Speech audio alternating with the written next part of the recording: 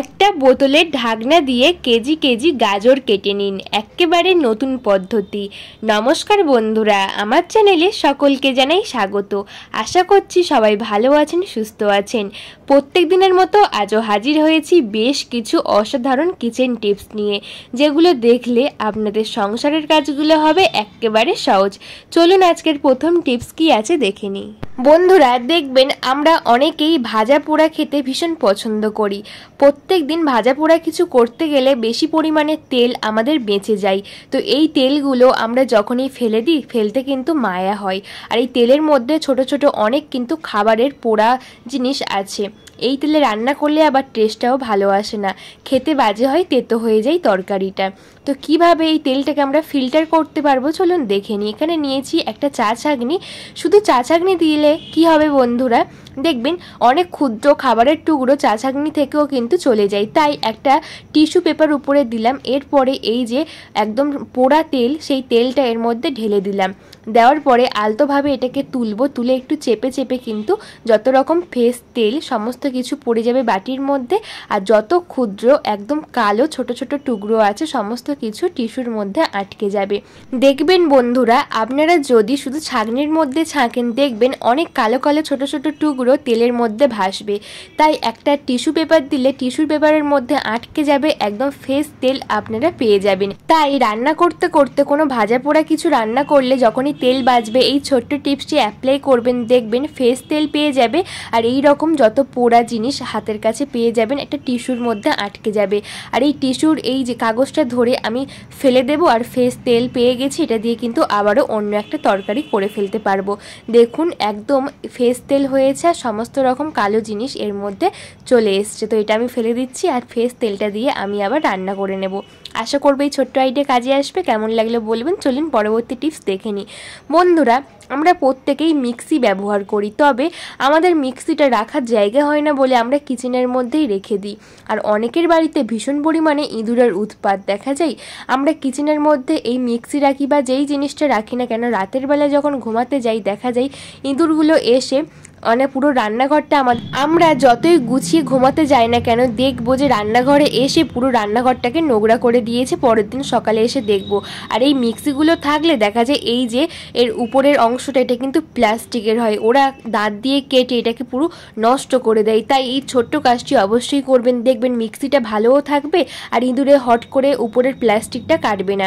এখানে নিয়েছি একটা বোতলের উপরের অংশটা আমি একটা কাজে লাগিয়েছি, আর নিচের দিকের অংশটাই কিন্তু আমার এই কাজে লাগবে। এখানে একটা ছুরি গরম করে নিয়েছি, ছুরিটা গরম করে বোতলটাকে এইভাবে কিন্তু কেটে দিচ্ছি। এই একটা বোতল দিয়ে কিন্তু আমাদের অনেক টাকা বাঁচবে, তার সঙ্গে আমাদের কাজকর্মটাও কমবে। কারণ মিক্সি আমাদের প্রায় প্রতি সপ্তাহে হোক বা মাসে পরিষ্কার করতে হয়, কারণ ভিতরটা অসম্ভব পরিমাণে ময়লা জমে। কিচেনে প্রত্যেক দিন রান্না হয়, তাই তেল কালি পড়ে এই জিনিসটা একদম নষ্ট হয়ে যায়। তার সঙ্গে এক কাজে দুই কাজ হবে, কোনো রকম ইঁদুর এই প্লাস্টিকটা কাটবে না, আমাদের মিক্সিটা কিন্তু একদম ভালো থাকবে, আর দেখতেও কিন্তু ভালো লাগছে। কেউ বুঝবে না যে এটা কিভাবে বানিয়েছি। দেখুন ভিতরটা যাতে কেটে না দেয়, সেই জন্য এই ছোট্ট কাজটি অবশ্যই করবেন, দেখবেন মিক্সিটা ভালো থাকবে আর আমাদের অনেক দিন এই মিক্সিটা ব্যবহার করতে পারবো। আশা করছি বন্ধুরা এই ছোট্ট আইডিয়া কাজে আসবে। কেমন লাগলো আমাকে অবশ্যই বলবেন। তো চলুন পরবর্তী টিপস দেখে নিই। বন্ধুরা এই শীতকালে আমরা প্রত্যেকেই ধনেপাতা প্রচুর পরিমাণে কিনে এনে রেখে দিই। ধনেপাতার চাটনি বা ধনেপাতা প্রত্যেকটা তরকারিতে দিয়ে থাকি, তবে রোজ রোজ বাজার যাওয়া সম্ভব হয় না, তাই একটু বেশি করে কিনে রাখি। দেখা যায় ধনেপাতা বেশি দিন থাকে না, যেহেতু জল মেরে বিক্রি করে, সেই জন্য বাড়িতে রাখলে যেখানেই রাখি না কেন, ফ্রিজে হোক বা বাইরে, পচে যায়, কালো হয়ে পচে নষ্ট হয়ে যায়। তাই যখনই এই সমস্যার মধ্যে পড়বেন, যখনই ধনেপাতা কিনে আনবেন, এই ছোট্ট কাজটি অবশ্যই অ্যাপ্লাই করবেন। ধনেপাতাগুলোকে ধোবেন না, জলের মধ্যে ধোবেন না, যেমন অবস্থায় কিনে আনবেন সেই অবস্থায় এই ছেগড়গুলোকে বাদ দিয়ে কুচি কুচি করে কেটে নেবেন।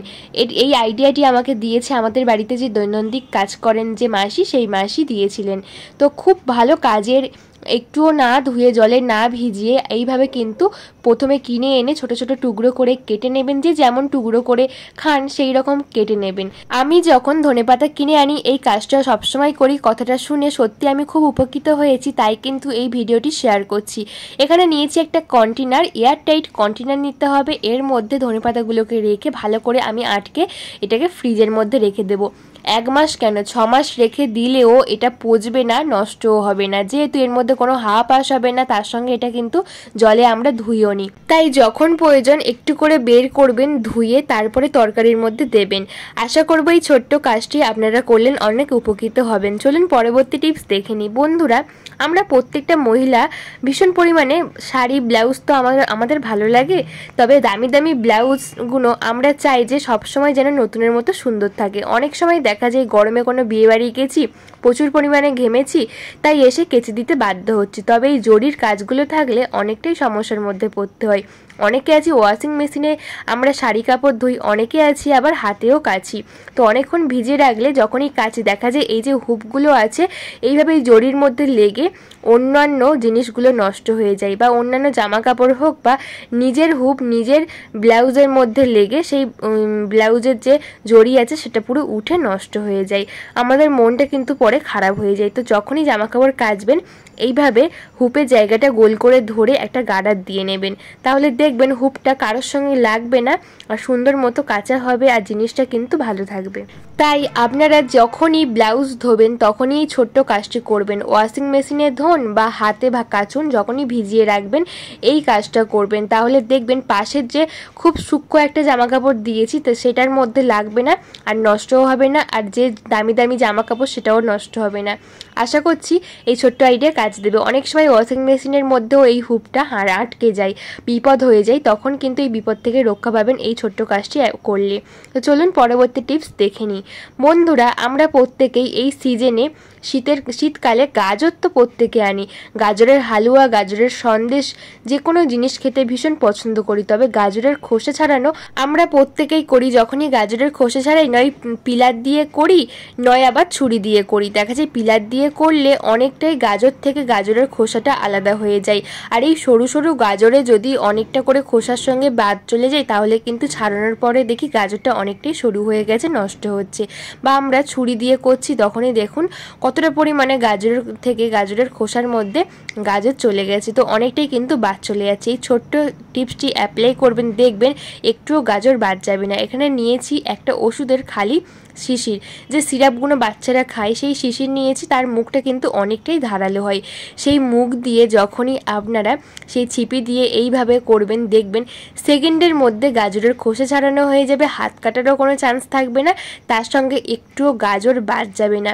যতটুকু বাদ দেওয়ার প্রয়োজন ততটুকুই বাদ যাবে, আর সেকেন্ডের মধ্যে কাজটা হয়েও যাবে। কত সহজ না একটা ছোট্ট বুদ্ধি অ্যাপ্লাই করলে। কিচেনের মধ্যে একটা সিরাপের ছোট্ট ছিপি রেখে দেবেন, দেখবেন কাজটা অনেকটাই সহজ হবে। এই ছোট্ট টিপস কেমন লাগলো একটা কমেন্ট করে আমাকে বলবেন। আজকের কোন টিপস সবচেয়ে বেশি ইউজফুল বলে মনে হলো বন্ধুরা একটা কমেন্ট করে বলে যাবেন। যদি একটু ভালো লেগে থাকে লাইক কমেন্ট শেয়ার করে আমার পাশে থাকবেন, আর বন্ধুদের কাছে শেয়ার করে দেবেন যাতে সবার একটু হলেও কাজে আসে। দেখুন কত সহজে গাজরের খোসা ছাড়িয়ে নিলাম। কেজি কেজি গাজরের খোসা ছাড়তে পারবেন এই ছোট্ট টিপসটি অ্যাপ্লাই করলে। হাত কাটবে না, সেকেন্ডে কাজটা হয়েও যাবে, একটুও কিন্তু গাজর বাদ যাবে না। তো বন্ধুরা, আজকে আমার ছোট্ট রিকোয়েস্ট, আজকের আমার এই ভিডিও আপনারা কে কোন জায়গা থেকে দেখছেন বন্ধুরা একটা কমেন্ট করে বলবেন, আমার খুব ভালো লাগবে। তো আজকের ভিডিওতে যদি নতুন বন্ধু হয়ে থাকেন একটা সাবস্ক্রাইব করে পাশে থাকা বেল আইকনটা প্রেস করে দেবেন, যাতে নতুন নতুন ভিডিও চাইলে সমস্ত ভিডিওর নোটিফিকেশন সবার আগে আপনাদের কাছে পৌঁছয়। তো সবাই ভালো থাকবেন, সবাইকে ভালো রাখবেন, দেখা হবে খুব তাড়াতাড়ি নতুন ভিডিওতে। টাটা বন্ধুরা।